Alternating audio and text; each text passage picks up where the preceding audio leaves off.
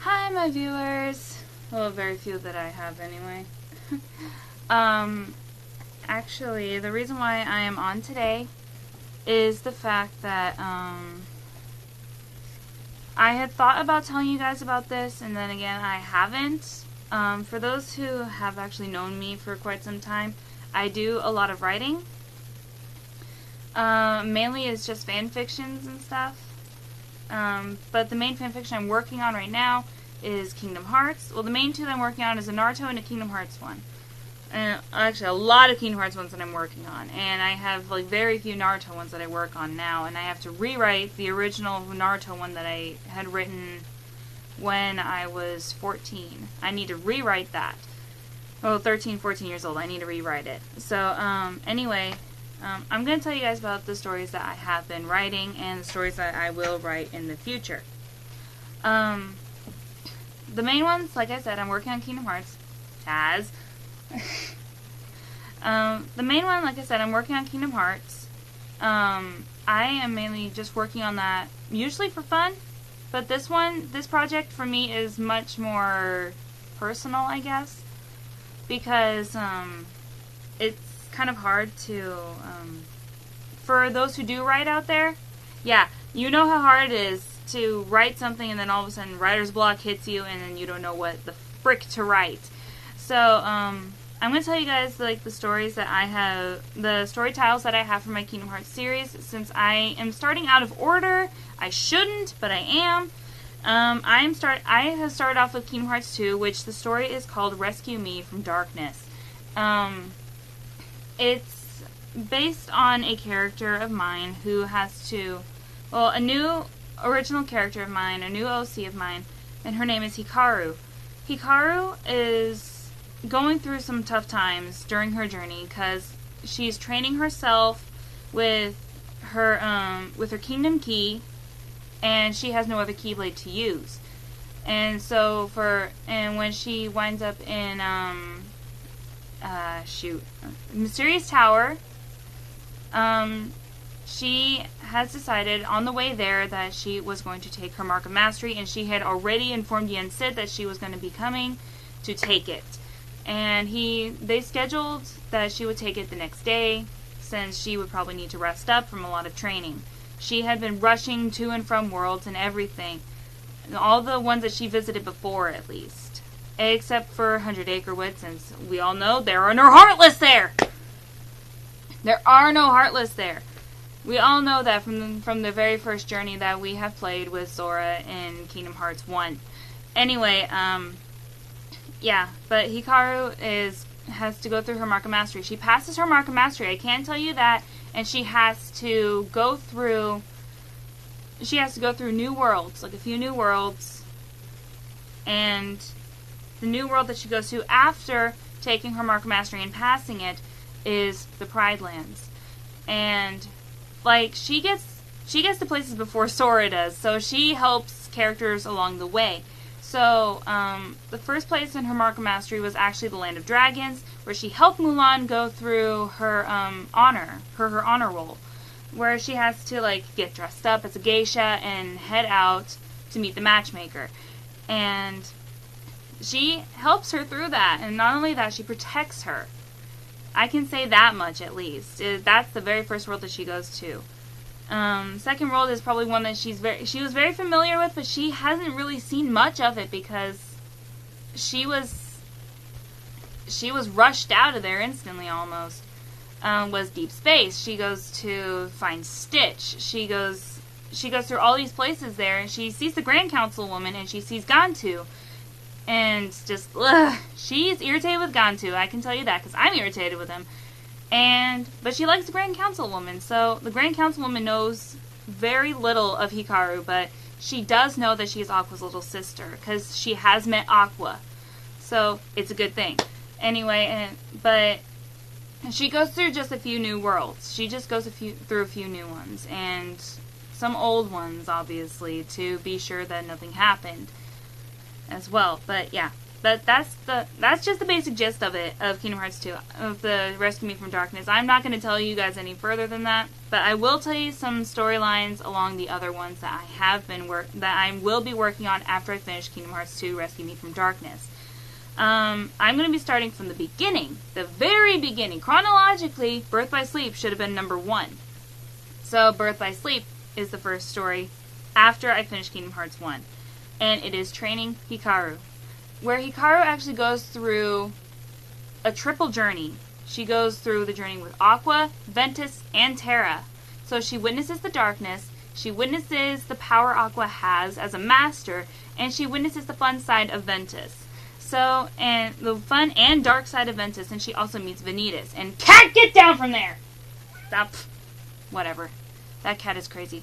Anyway, but she has to go through that. She figures out that Xehanort has that dark aura about him in the beginning, and she has to figure out what the heck is going on. She's trying to figure out his plans, and just having to be with Ventus is probably good enough for her. But Vanitas sees her, and he sees a bigger power within her than he does within Ven. So he's thinking along the lines, maybe she's the one that's supposed to create the Keyblade. I don't know. But that's the whole thing. Like, Hikaru goes with Ven. She's only 4 years old, and she's traveling everywhere. But guess what? When she was 2, she was able to talk. Since she has to live with Aqua and Master Ericus and Terra were the ones to teach her how to talk.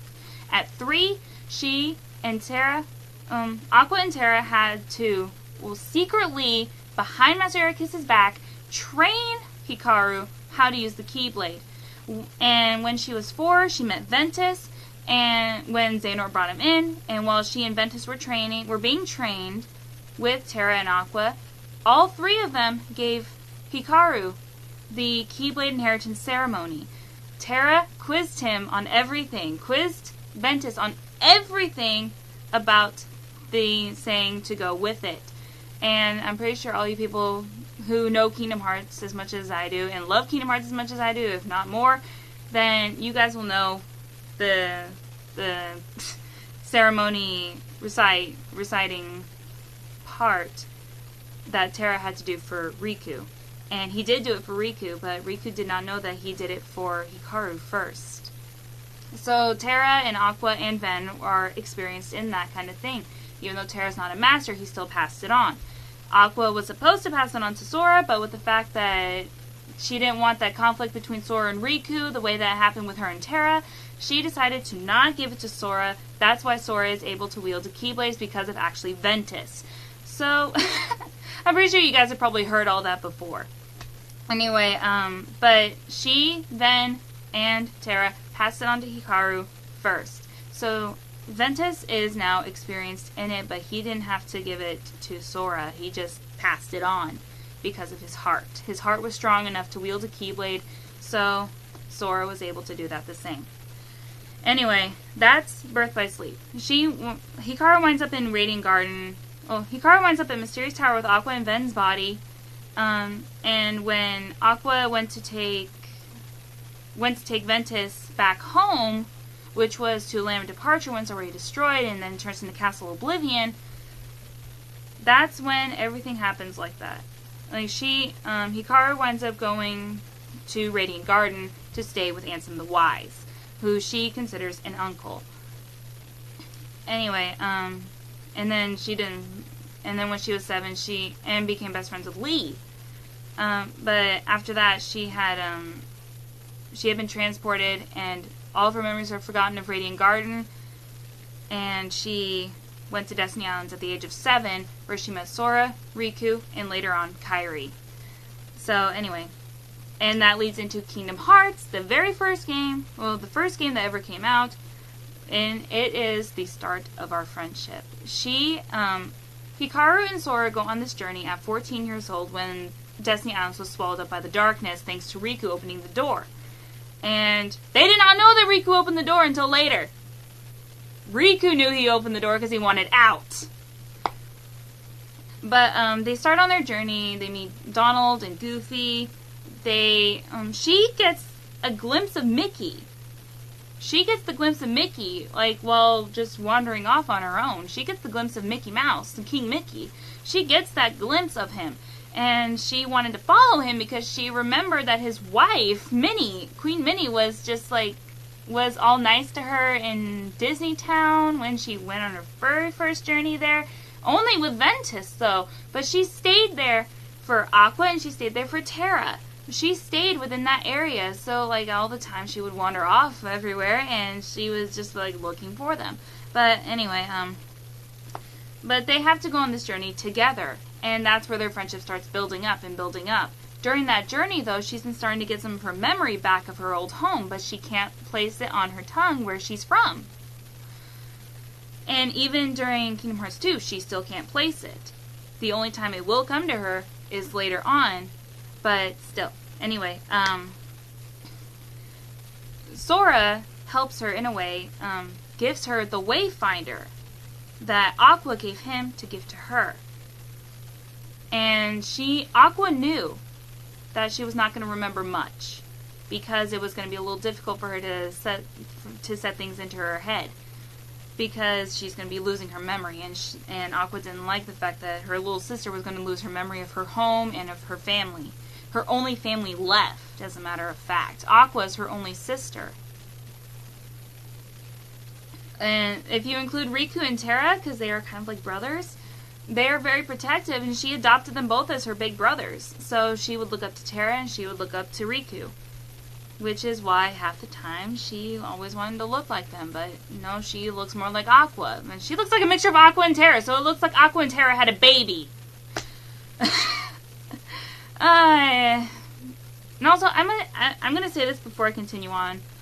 Aqua and Terra do not look 16! They don't! I'm sorry, they don't. They look 18. I'm sorry. They look 18 years old. They don't look 16 to me. They look like they're freaking 18 the height-wise.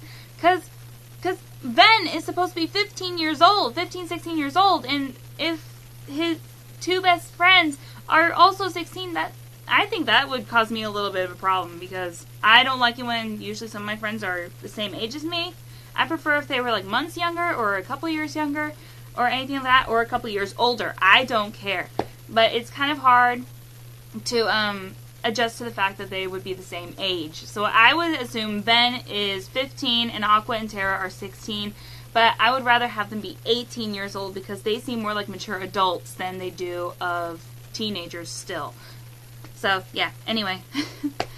Anyway, back to the story. At the end of Sora's and Hikaru's journey, they are to fight Riku as Ansem, Seeker of Darkness, and that is something that Hikaru didn't want to do, because Hikaru and Sora didn't want to do, because Riku is their best friend.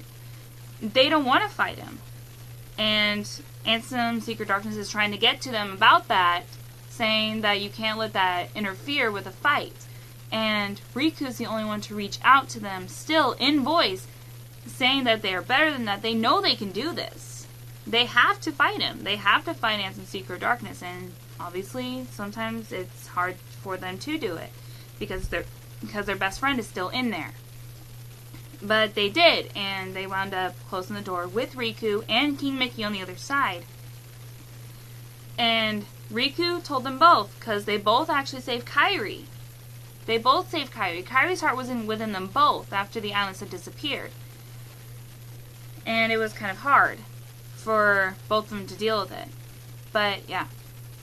But Riku told Sora and Hikaru to take care of Kairi, and he specifically told Sora to take care of Hikaru, mainly because he knows what's going to happen. He has this feeling that what's going to happen with her is not going to be something that's going to be for her to handle alone. But anyway, they go off on this journey, and it leads into Chain of Memories, which is the Dual Castle journey. This is all Hikaru, might I tell you. This is all Hikaru. The Dual Castle journey and 358 over 2 days, Organization 13, are intercoursing with each other. They are together. So, Dual Castle journey, Hikaru actually has to go through both journeys. Both journeys. Both with Sora and with Riku. She goes through half of one world with Sora, and then winds up being transported on the other side, while within Sora's boundaries of his worlds, to the other part, to Riku, to where she has to help him get through everything. She has to help him. She cheers him on. She helps fight and everything. And the same with Sora's side, with all the memories of home and all those worlds that he's been to. You're surprised. I'm surprised I didn't see 100 Acre Wood. I'm surprised, because that is like one of the best storylines that I had ever seen in Kingdom Hearts, honestly, because it talks about real friendship. You can have friendship with anybody, and Sora really fell along the lines of that. I'm surprised Riku didn't go there. I think Riku needs to go there at one point in time. He needs to go there. But while doing that, in Organization 13, in 358 over 2 days, Xion, even though she is originally a copy of Roxas, who is Sora's nobody, she is actually her own nobody. She is Hikaru's nobody.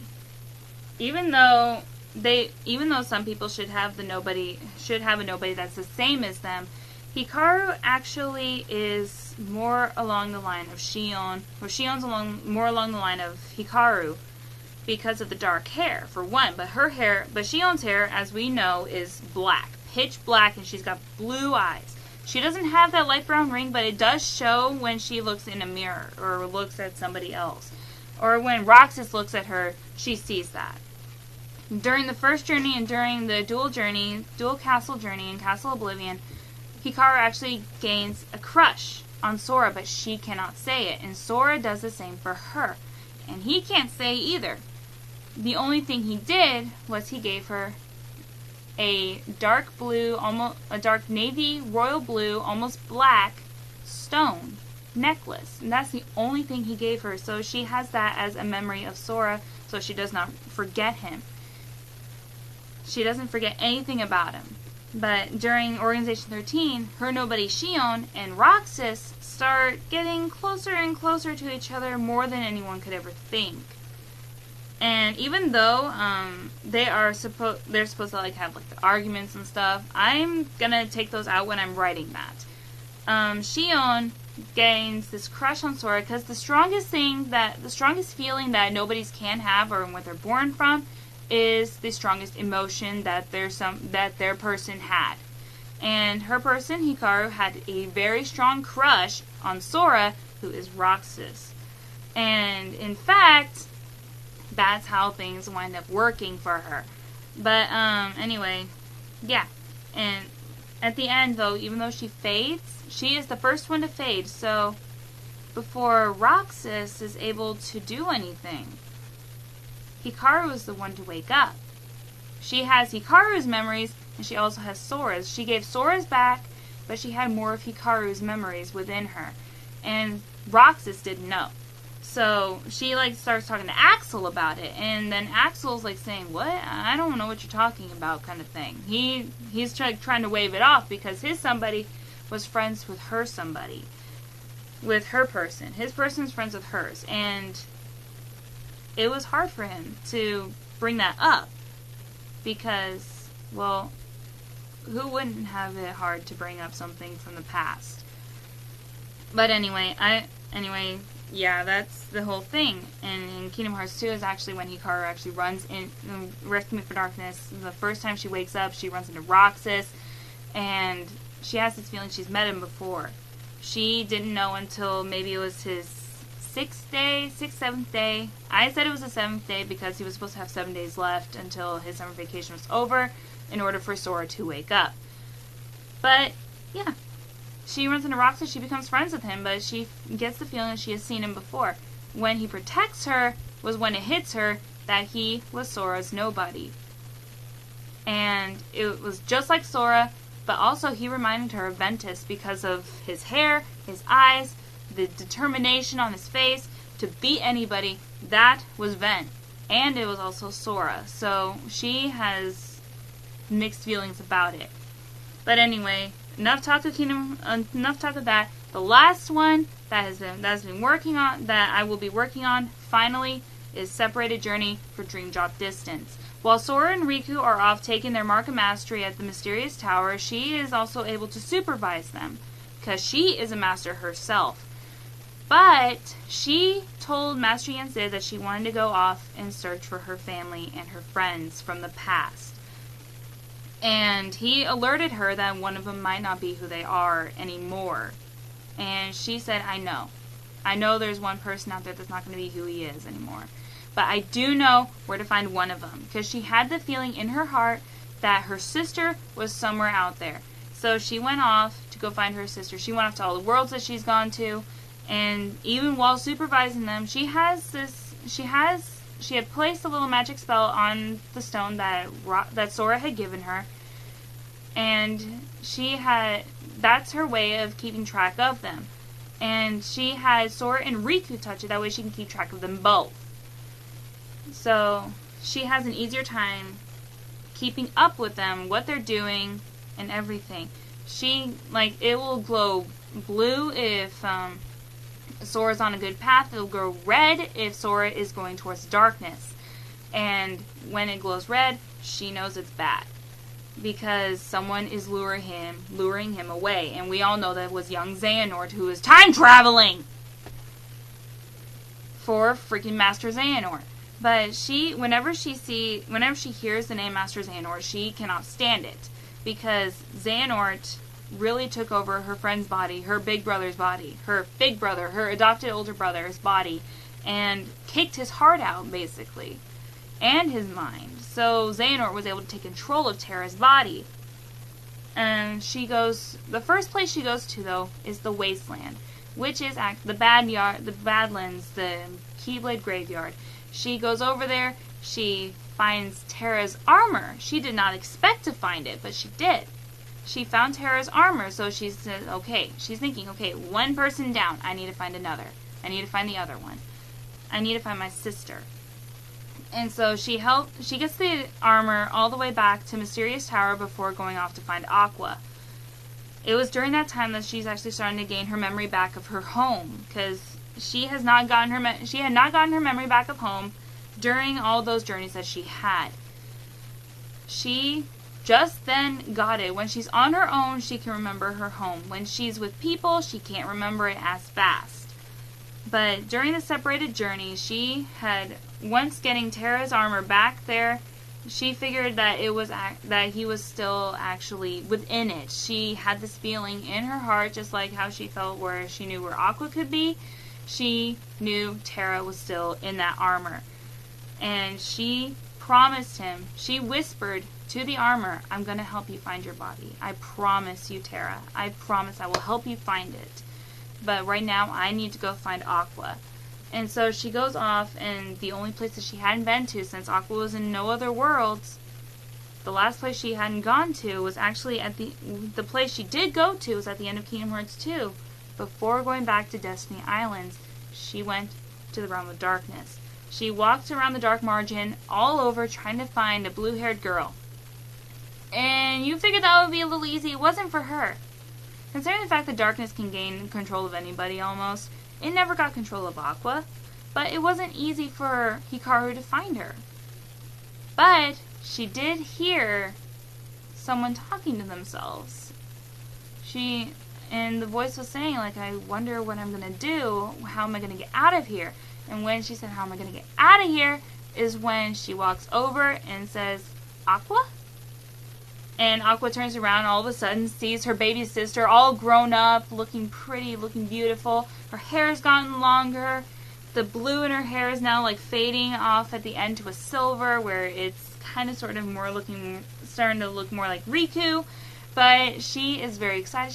She found her sister. She got her out of the Dark Margin and got her out of the Realm of Darkness for good. She locked that Realm of Darkness, and she went to Aqua.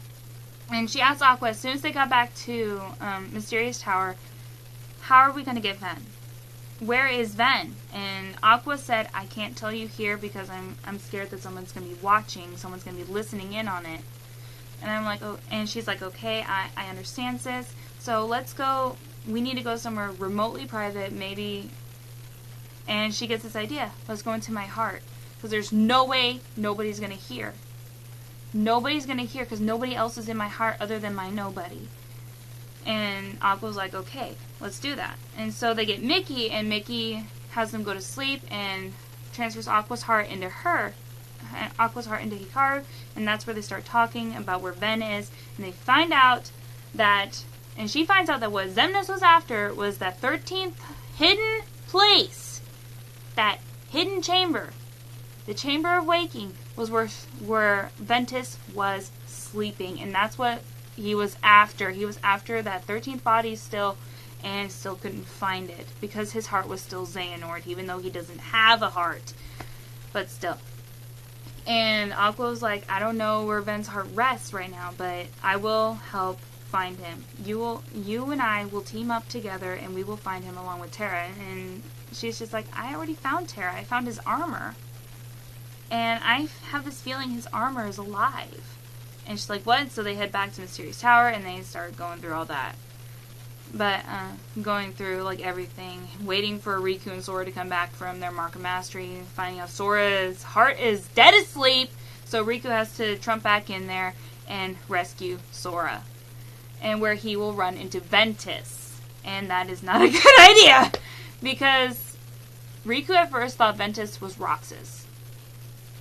Yeah, that's a problem. That's a big problem.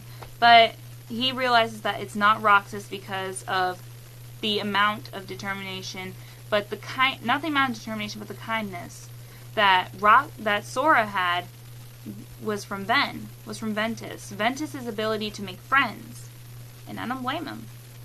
But yeah, that's the whole thing. I'm gonna stop there because I'm actually kind of in a rush. This video was supposed to be short, but I decided to do that. But be on the lookout for once I get my computer set up, I'm going to be on fanfiction.net. Be on the lookout for these stories, mainly Kingdom Hearts 2. Rescue Me from Darkness is the first one I'm going to be posting. I don't know when I'm going to be able to post it, but I will tell you guys at some point or another. So I hope you guys enjoy this video. I'm sorry it ran on so long. I don't usually talk this much. Usually don't talk this much. But I've got a lot of stuff to do. I've got cleaning. Excuse me. I've got cleaning to do. I gotta get ready for going to a friend's house to cut her hair and everything. So I hope you guys have enjoyed this video. So peace out, guys. Meow and go boop. Later, guys.